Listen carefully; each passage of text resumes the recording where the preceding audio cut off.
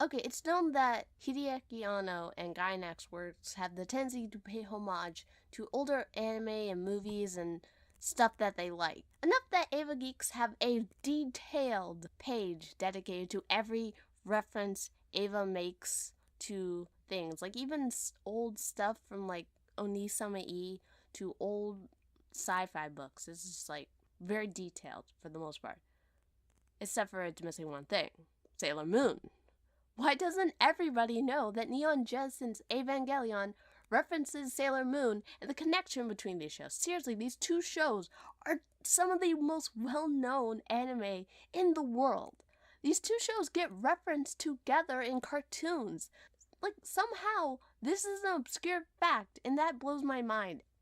I saw the connection between the two shows when I watched episode 31 of Sailor Moon, where Luna was running away from a stray cats who were trying to kill her, and then she meets this fat cat who is like a crystal holder. Don't make me explain the plot of Sailor Moon.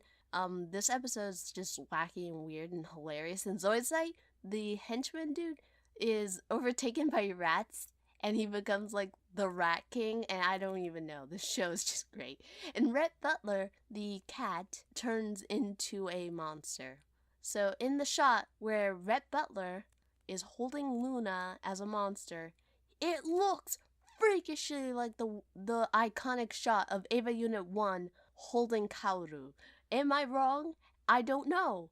I tried to see if anyone else thinks the connection, but nobody seems to think it is, and I feel like a crazy person.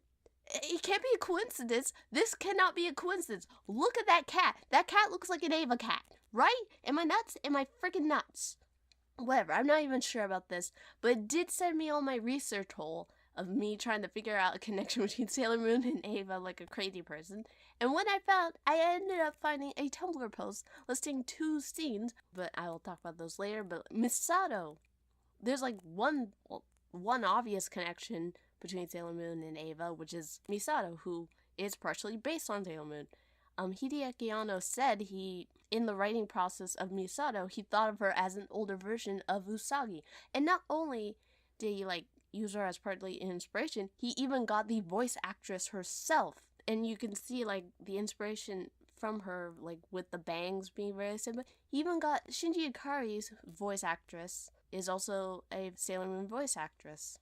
Okay, there's a flashback scene with Shinji as a young child looking down at his mother working on an experiment right up against the glass right before a lab accident. The situation is identical in context and composition to a flashback in episode 120 of Sailor Moon, when Hotaru was a child tapping on the glass looking down at her father's experiment right before a lab accident. There's this whole scene, both visually and dialogue, copied straight from Sailor Moon. In episode 24 of Ava, Rei is talking to a weird copy of herself that's actually an angel, and of course the dialogue is taken straight from episode 151 of Sailor Moon, where Ami is talking to her inner power. There's not really much to say other than that it's identical. When people do bring up the comparisons between Ava and Sailor Moon, never bring up the connection, it's related to director Kunihiko Ikuhara. People talk about Ikuhara being the inspiration for Kaoru or Rei being named after Rei because Sailor Mars is Ikuhara's favorite character, which I've never seen proof of anyone saying that fact. Either of those facts, really. Ano is legit an ascended fanboy for Sailor Moon. Being friends with Ikuhara, he came in and worked on the show as an animator and a director for Sailor Uranus. Should I say Uranus? Whatever. Sailor Uranus and Sailor Neptune's transformations, Sailor Uranus' attack and miscellaneous work. The animations for Sailor Uranus attack World Shaker shown to be breaking down the ground as it hurtles towards target, which is such a Ano kind of thing. He's really into things corroding. He's good at explosions and things breaking apart and stuff. I don't know how to explain this. I don't know if this story is true, but I want it to be true. So I found this story where, based on apparently a story they told from a panel that was on a forum. Don't trust me on this, but I have to tell it because it's great and I want to tell it. So Ikuhara was swamped after taking over the series. He took over as series director after Junichi Sato left to work on his film Junkers Come Here. He's working on multiple episodes, he's working on the movie Sailor Moon R, and he is just in hell, sleeping under his desk and miserable. And then Ano, having free time, came in, took the storyboards for the Inner Planet Attack, which is one of the most difficult pieces of animation in that movie, with it having dynamic camera movement and explosions. And the animation is just full of Ano's trademarks, which is explosion debris from the flower petals getting blown away from the attack. Hideaki Anno was considered enough of a member of the Sailor Moon staff that he was invited to the staff retreat to the hot springs, where apparently he had a conversation with Ikuhara, which was the inspiration for a scene with Shinji and Kaoru. Anno even was the producer dude for a compilation book of illustrations and essays for Ikuhara when he left the Sailor Moon staff to work on Revolutionary Girl Utena. So why, despite all this information being out there that I found, how does nobody ever talk about this?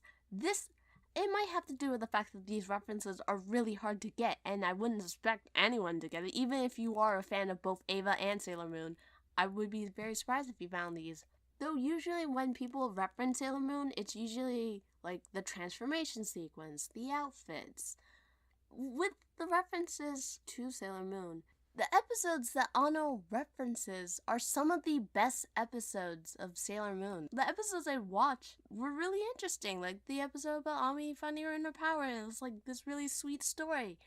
I think he shows this real deep appreciation of Sailor Moon. When it comes to talk about Sailor Moon, people talk about it more from a nostalgic perspective. And talking about the show from the perspective nostalgia and what it meant to you is great. I love that. But I would love to see the show be appreciated in a different kind of way, and people talk about direction, because Sailor Moon is actually really funny. It's really an interesting show to talk about visually, but not many people do that. Maybe I should do that.